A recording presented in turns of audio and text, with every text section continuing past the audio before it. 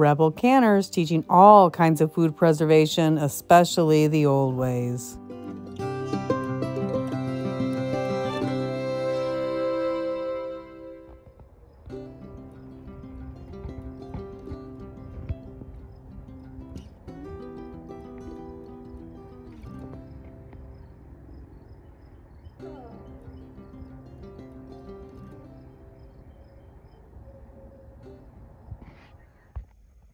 So I just wanted to show you some things that I've gathered. That's the jewel weed is drying out.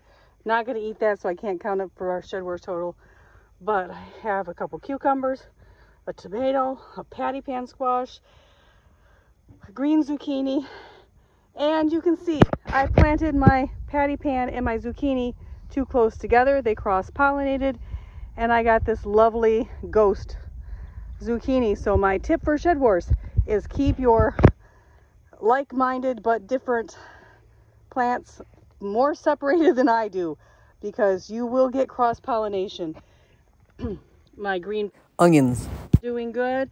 My poor little herbs garden is needing some tender love and care. My stevia is drying out. I was gone for a week and nothing got harvested and nothing got watered except from the rain.